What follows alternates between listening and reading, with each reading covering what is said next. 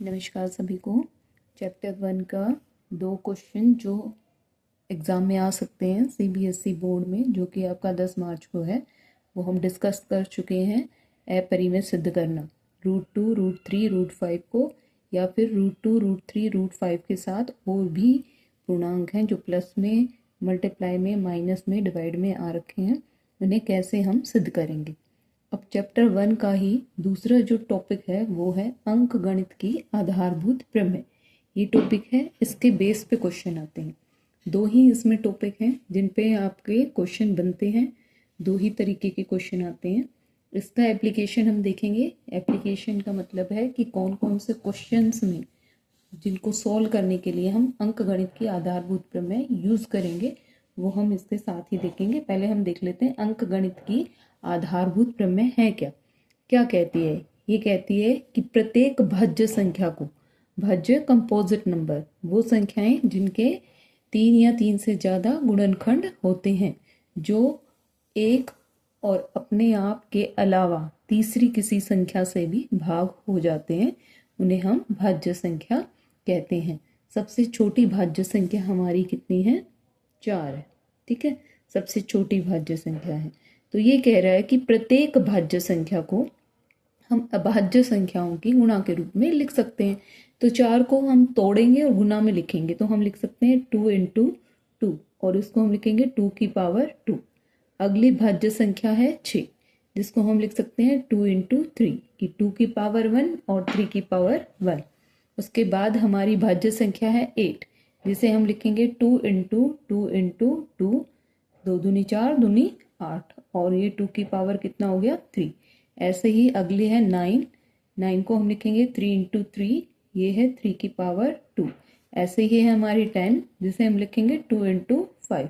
ठीक है, तो आधारभूत जो अंक गणित की आधारभूत प्रमेय हमें कहती है कि प्रत्येक भाज्य संख्या को हम उनके अभाज्य संख्याओं की गुणा के रूप में लिख सकते हैं। हमारे हर एक भाज्य संख्या को तोड़ सकते हैं, तोड़ के और गुणा के रूप में लिखेंगे ऐसी संख्याओं की गुणा जो गुणा करने के बाद फिर से वही दे दे। 2 दूनी 4, 3 दूनी 6, 2 दूनी 4 दूनी 8, 3 तिया 9 और 2 पंजे 10। हमने इसको तोड़ा और गुणा के रूप में लिख दिया। किनकी गुणा के रूप में? अभाज्य संख्याओं की। 2, 3, 5 ये सब क्या है? अभाज्य संख्याएं हैं। अभाज्य संख्याओं का मतलब है जिनके कितने गुणनखंड हो? 2, मतलब जो अपने आप से भाग हो और संख्या 1 से भाग हो, तो इनके 2 गुणनखंड है। ठीक है बच्चा, अब इसकी एप्लीकेशन है क्या, कहाँ यूज करेंगे हम अंक गणित की आधारभूत प्रमेय को? क्या निकालने के लिए?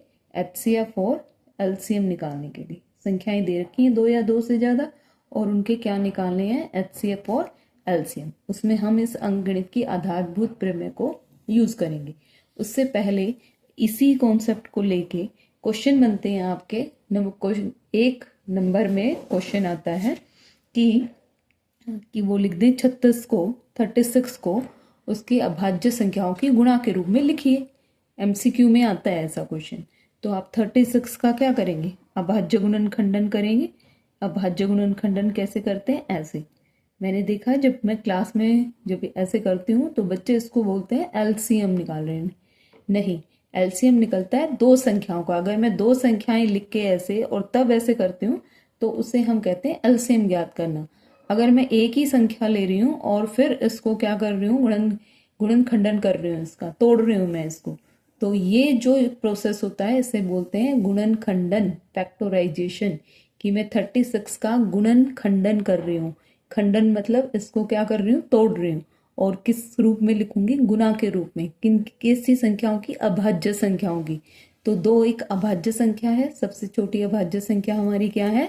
2 है। तो 2 से स्टार्ट करेंगे। पहले हम 2 से करके भाग करके देखेंगे, 3 से देखेंगे भाग हो रहा है नहीं हो रहा, 2 के बाद 3, 3 के बाद 5, 5 के बाद हम लेंगे 7, 7 के बाद लेंगे 11, 11 के बाद लेंगे 13। जो भी अभाज्य संख्याएं हैं उनसे हम चेक करते जाएंगे। तो 36 तो 2 से डिवाइड हो रहा है, तो आएगा यहाँ पे कितना? 2 एकम 2, 2 थे 16, फिर से 2 से हो रहा है, 2 नेम 18, फिर 2 से नहीं होगा, 3 से होगा, 3 तिया 9, और हमें तब तक भाग करते रहना है जब तक यहाँ पे क्या ना आए? 1 ना आए। ठीक है, तो हमारा 36 का अभाज्य गुणनखंडन बोलते हैं इसको।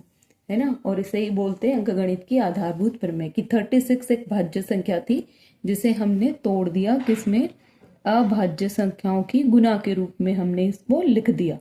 यह है 2 दूनी 4, 4 तिया 12, 12 तिया 36। तो मैं पावर में लिखूंगी तो 2 की पावर 2 आ गई और इंटू 3 की पावर भी कितनी आ गई 2। तो मैं इसका अभाज्य गुणनखंडन ये है, इस पर टिक लगा दूंगी। ये आते हैं MCQ 1 नंबर में, ठीक है, ये क्वेश्चन आते हैं। तो आप ऐसे ही 325 का अभाज्य गुणनखंडन करके देखेंगे और लिख के देखेंगे इसको समझ के। अब हम आ जाते हैं इसकी एप्लीकेशन पे कि हमें संख्याओं का HCF या LCM निकालना है। इसको यूज करके अंकगणित के आधारभूत प्रमेय मतलब संख्याओं को तोड़ेंगे, उनका अभाज्य गुणनखंडन करेंगे और फिर उनका क्या निकालेंगे, HCF और LCM। HCF और LCM निकालने के लिए कम से कम 2 संख्याएं हमें चाहिए होती हैं। तो हम पहले निकालते हैं 12, 21 और 15 का HCF और LCM निकालिए, ठीक है। तो हम 12 का फिर से क्या करेंगे, अभाज्य गुणनखंडन। 12 को कैसे लिख सकते हैं हम, 2 गुना 2 गुना 3। अगर आपको डायरेक्ट नहीं आता तो आप ऐसे करके इसको लिख सकते हैं, 2 छिक 12 और 2 तिया 6 और 3 एकम 3। ऐसे ही हम 21 का करेंगे, 2 से भाग होगा नहीं, 3 से होगा, 3 सत्ता 21 और 7 एकम 7। तो 21 का हम लिखेंगे 3 इंटू 7। 15 का फिर हम ऐसे ही लिखेंगे, क्या आएगा 3 इंटू 5। अब इसको हम पावर के रूप में लिख सकते हैं, 2 की पावर 2 इंटू 3। अब हम इसका HCF लिखेंगे। पहले HCF कैसे निकालते हैं, HCF होता है highest common factor. Highest common factor, ऐसा फैक्टर, ये सारे फैक्टर हैं, ये गुणनखंड है इसके। 12 के गुणनखंड आगे 2 और 3, ये 21 के अभाज्य गुणनखंड 3 और 7, 15 के आगे 3 और 5। ऐसा गुणनखंड जो क्या है, तीनों में है। कॉमन का मतलब है तीनों में होना चाहिए, ठीक है। और हाईएस्ट मतलब सबसे बड़े वाला जो होगा, जैसे एक तो सबका ही होता है, मान लो 2 भी है उसमें, मान लो 3 भी है, मान लो 5 ऐसी संख्या 3 या 4 संख्याएं हैं जो उन तीनों संख्याओं को भाग कर रही है, बट सबसे बड़ी संख्या कौन सी है, वो उसका HCF हो जाता है। यह हमने क्योंकि अभाज्य गुणनखंडन करके लिखा हुआ है, तो इसका प्रोसेस क्या होगा वो ध्यान से देखें आप। वो संख्या जो तीनों में है, तो यहाँ पे 3 है, यहाँ भी 3 है, यहाँ भी 3 है, तो HCF क्या हो गया इसका 3, ठीक है बच्चा। अगर मान लो इनकी पावर होती यहाँ 3 की भी पावर, यहाँ भी पावर, यहाँ भी पावर, और तीनों में 3 भी है, तो हम जो लेते HCF जो लेते वो लेते तो 3, लेकिन कम पावर वाला, सबसे कम पावर वाला होता वो इसका HCF होता। क्लियर है। अब हम लेते हैं इसका LCM। LCM लिखने में ध्यान से देखना, HCF के लिए क्या लिखा, जो तीनों में है, ठीक है, और जो कम पावर है। अब यहाँ तो पावर यहाँ भी 1 थी, यहाँ भी 1 थी, यहाँ भी 1 थी, इसलिए 1 ही आ गई, ठीक। अब LCM लेते हैं। LCM के लिए जो कॉमन था उसको पहले लिख लें, जो कॉमन है उसको पहले लिख लें। कॉमन क्या है, 3 ले लिया, ठीक है। अब 3 के अलावा हमारे पास क्या बचा है, जो उसमें रह गया वो सब लेना। अब 3 मैंने यहाँ भी था, यहाँ भी था, यहाँ भी था, यहाँ ले लिया LCM में, ठीक है। उसके बाद हम लेंगे, अगर पावर में है, मैं यही बता देती हूँ, अगर 3 पावर में है, यहाँ भी कोई पावर है, यहाँ भी कोई पावर है, यहाँ भी कोई पावर है, तो LCM के लिए जो सबसे बड़ी पावर होगी वो हम ले लेंगे। HCF के लिए जो सबसे छोटी पावर होगी वो लेंगे। ऐसी संख्या जो तीनों में है और सबसे छोटी पावर वो तो HCF में आएगी। ऐसी संख्या जो तीनों में है लेकिन सबसे बड़ी पावर वो हमारी LCM में आएगी। इसके अलावा जो बचा है वो सब लेंगे। यहाँ पे 3 के अलावा क्या बचा था, 2 की पावर 2 वो ले लिया, सब मल्टीप्लाई में आएगा। यहाँ पे 3 के अलावा क्या बचा था, 7 वो ले लिया।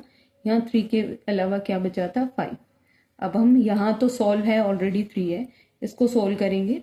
यहाँ पे कितना हो जाएगा, ये 2 दूनी 4, ये कितना हो गया 4 तिया 12, 12 सत्ते कितना हो गया यहाँ पे 84 इंटू 5, और मल्टीप्लाई करेंगे तो हमारे पास आ गया 420।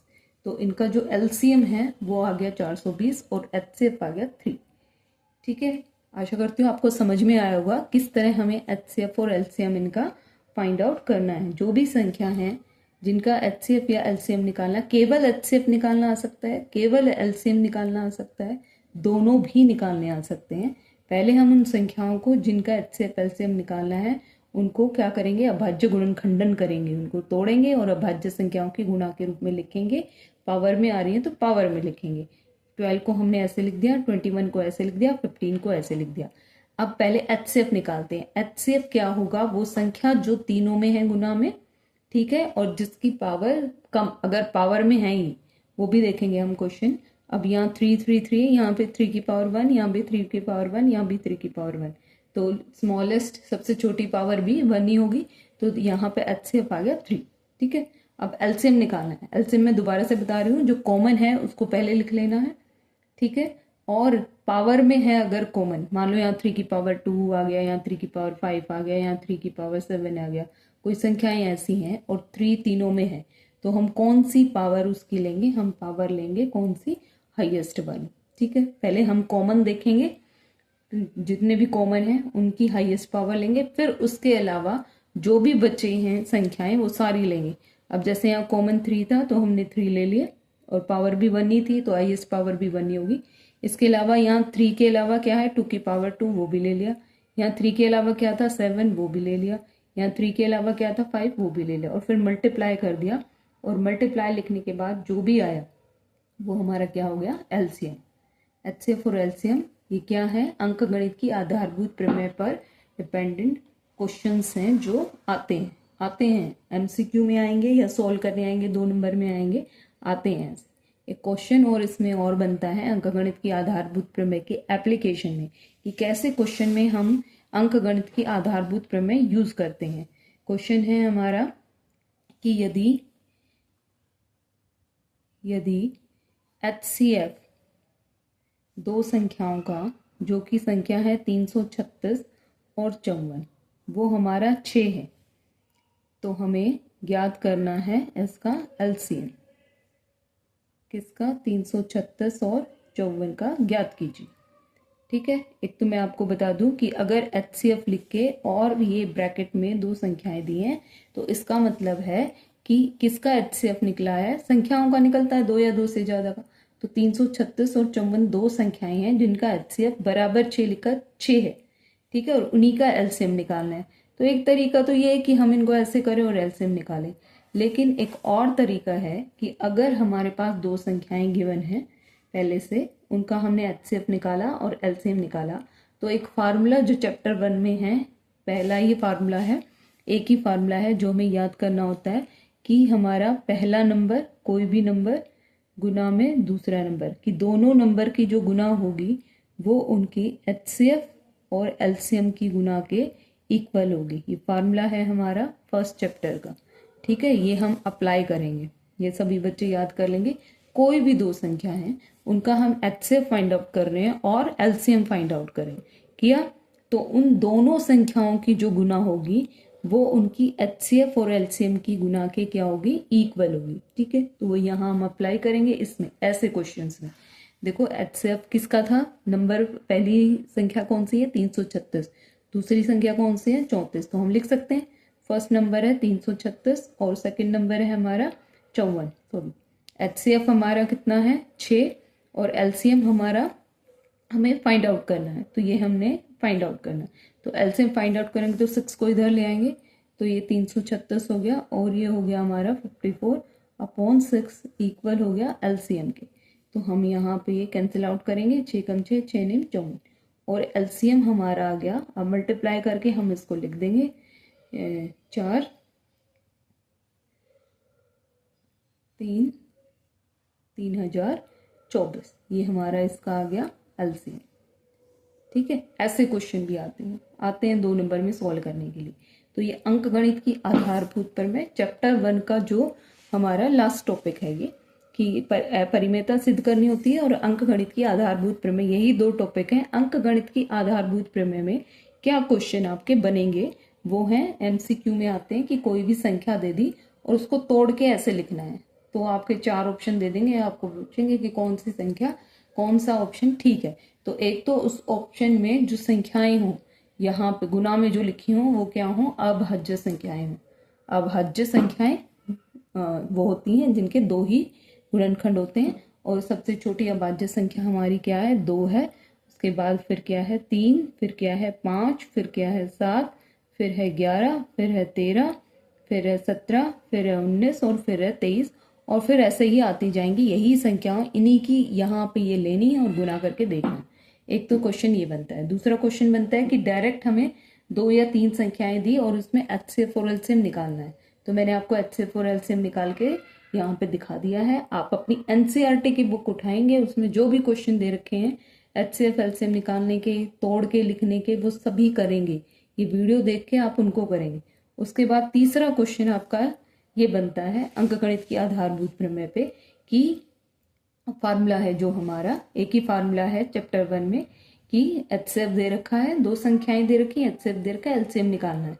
ठीक है, तो आप ये फार्मूला यूज करेंगे। इसका फार्मूला कहता है कि अगर 2 संख्याओं का HCF या LCM है जो हमने फाइंड आउट कर लिया है, तो हम उन 2 संख्याओं की अगर गुना करें, गुणनफल करें, तो वो उसके HCF और LCM के गुणनफल के क्या आएगा, इक्वल आएगा। ये इक्वल आएगा।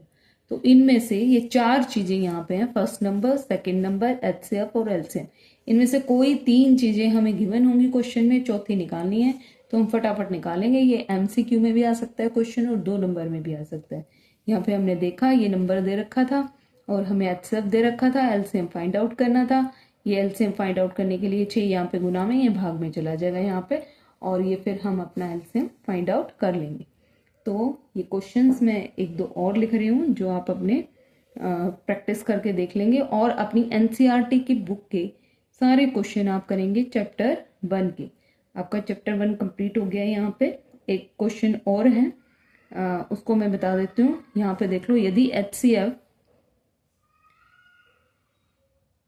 135 और 225 का कितना है 45, तो हमें इनका LCM ज्ञात करना है। किसका, 135 और 225 का LCM फाइंड आउट करना है। ठीक है, एक क्वेश्चन हमारे ऐसे बन गया, और बहुत सारे क्वेश्चन हैं ऐसे, आप अपनी बुक से आप सॉल्व करेंगे, देखेंगे इसको और प्रैक्टिस करेंगे। ठीक है बच्चा। इसके बाद एक क्वेश्चन और बनता है, इसी में मैं बता देती हूँ, एक वीडियो और नहीं बनानी पड़ेगी मुझे, कि एक्सप्लेन करना है। जैसे 17 गुना 5 गुना 11 गुना 3 गुना 2 जमा 2 गुना 11 एक भाज्य संख्या है। ये मैं एक्सप्लेन करके दिखाना है।